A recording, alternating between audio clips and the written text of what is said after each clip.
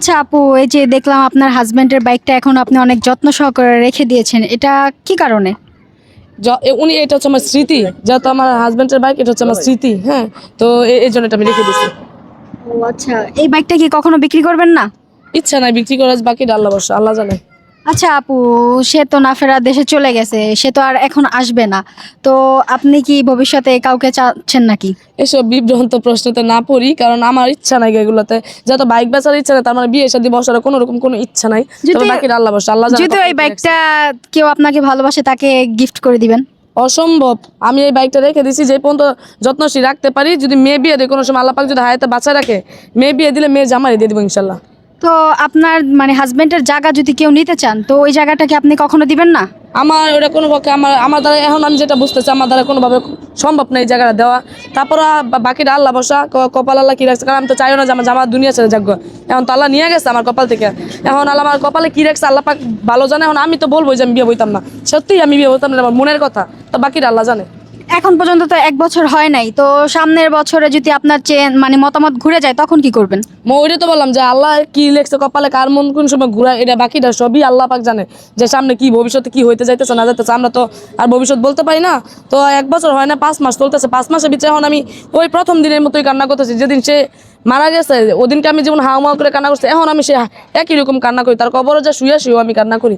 হ্যাঁ, তো ওগুলা তো আর মানে সুখেতে উঠতে পারমু কিনা ওইটাই জানি না গা। তো বিয়ে শাদীর কথা পরে। আমরা একটা ভিডিওতে দেখলাম যে আপনি আপনার হাজবেন্ডের কবরের ভিতরে ফুল দিয়ে আসছেন, এটা কি প্রতিদিন করা হয়? না না, ফুল প্রতিদিন করা হয় না, তবে কোনো একটা কি বলে যে কিছু করতে গেলে তখন ফুল দিতে যেতাম। আর এটা আমি আঙ্গ হুজুরে বলছে যে তুমি এমনি তাহলে কবর ধরতে পারবা, ছুটতে পারবা, সবই পারবা, এমনি তুমি পয় পরিষ্কার করতে পারবা। তবে ফুলটা হচ্ছে বিধর্মীরা দেয়, তো ফুলটা দিও না।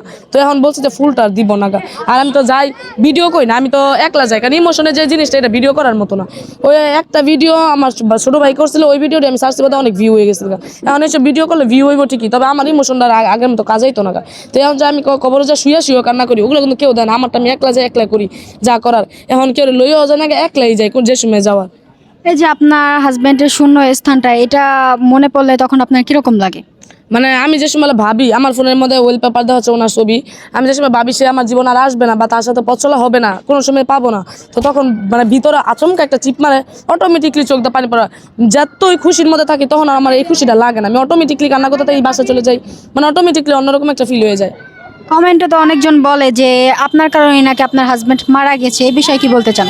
আমার কারণে মারা গেছে বলতে আল্লাহ পাক যা হয় যতটুকু রাখছে ততটুকু হইবই। আমার কারণে মারা গেছে আমি বলি না তার মূর্তি, আমি তো তার মৃত্যুর পথে ঠেললেও দিন। এখন সে মারা গেছে, মারা যে সময় গেছে সময় আমার বাসায় মারা যায় না, আরেকখান থেকে খাইয়ে তারপর আমার এখানে আসছে। এখন যদি আমার কারণে যদি মারাও যায়, হয়তো বা মারা গেছে, ওর মৃত্যুর মধ্যে আমিও কিছুটা কারণ আছি। সব জায়গায় মানে মিথ্যা হতা তা না, আমিও কিছুটা কারণ আছে। এমনি এমনি তার একটা মানুষ মারা যায় না, তখন কিছুটা কারণ আমারও আছে, আমারও দোষ আছে কিছুটা। কিন্তু এতটুকু দোষের মধ্যে কেন কোনো সময় মানুষ সুইসাইড করবে এরকম একটা ডিসিশন নিতে পারে না, যে ওর এটা ভাবা উচিত ছিল যে তার জীবন, তার দুইটা জীবন জড়িত আছে। আমার মেয়ের জীবন না আমার জীবনটা জড়িত ছিল। এখন ওর জন্য আমাদের জীবন দুটোটা জীবনই বরবাদ হয়ে গেছে। তো আপনার বাচ্চার কি অবস্থা, সে কেমন আছে? আমার মেয়ে আলহামদুলিল্লাহ আছে, আপনাকে দোয়া আলহামদুলিল্লাহ ভালো আছে। ও কি বাবার কথা বলে না যে আমার বাবা কোথায়, আমার বাবাকে দেখতে পাচ্ছি না কেন, এইসব কথা কি কখনো বলে? মাঝে মাঝে বলে, 5-6 মাসের ভিতরে মাঝে মাঝে 2-3 বার বলছে যে আম্মু আমি বাবার কাছে যাবো, বা 2 থেকে 3 বার বলছে যে আম্মু বাবার কাছে যাবো, বাবা আসে না কেন। তাছাড়া সে বাবার কথা মনে পড়ে না আলহামদুলিল্লাহ। মনে করে সে জানে যে তার বাবা নাই বা মারা গেছে, সে নিজে ওইটা বুঝে। তখন কি আপনার খারাপ লাগে না যে আমার বাচ্চাটা এখন বাবার কথা বলতেছে না, ও যদি এভাবে না চলে যেত তাহলে তো ভালো হতো? হ্যাঁ অবশ্যই, এটা তো মনে করেন কমন ব্যাপার না, এটা তো সবার মনেই জানা দিব যে আমার তো তখন মনে করেন ওই ফিলিংসটা বোঝানোর মতো না যে একটা বাচ্চা তার বাবারে চায়, বাবারে পায় না। বা আমার জামাই কিন্তু বাচ্চা থাকতে তা আমার লোকের যদি ঝগড়া হইতো, সে লুকায় লুকায় আমাকে দুইজনে দেখে দিত, বা আমার মেয়ে দেখে দিত, বা দূরে থেকে আমার মেয়ে নিয়ে করলে নিত। এইসব ব্যাপারগুলো অনেক মিস করি। কিন্তু আজকে বহুদিন হয়ে গেল, সে আর আসে না? না, এখন সে আর আসে না।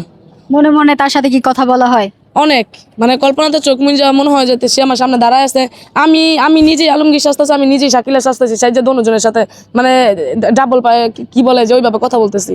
একটা মেয়ের জীবনে তার স্বামীর কতটা অবদান? অনেক কিছু, আমার জীবনে সবকিছু ছিল উনি। আমার আমার আমার আপনজন বলতে কেউ ছিল না, আমার একমাত্র আপন যে ছিল সেটা হচ্ছে আমার হাজবেন্ড ছিল, আর কেউ আমার আপনজন না। এখন আপাতত আমার আপনজন আমার মেয়ে ছাড়া কেউ নাই। আপনার বাবা মা কোথায় থাকে? আমার বাবা মা আলাদা থাকে, এরা ব্যবসা নিয়ে থাকে, অগ সংসার নিয়ে থাকে, আমি আমার ব্যবসা নিয়ে আমার সংসার নিয়ে। আপনার বাবা মার সাথে কি আপনার ভালো সম্পর্ক নেই? ভালো সম্পর্ক বলতে ওই যে যতটুকু থাকার ব্যবসা মানে বাপ মার খাতিরে অতটুকু মানে প্রয়োজনীয় যতটুকু অতটুকু, অপ্রয়োজনীয় কোনো কিছু হয় না, বা অনেক গাঢ় কিছু, বা যে আমি কানাকাটি করতেছি বা আমার একটু শান্ত এরকম কোনো কিছু না। হ্যাঁ এরকম তো আমি আমার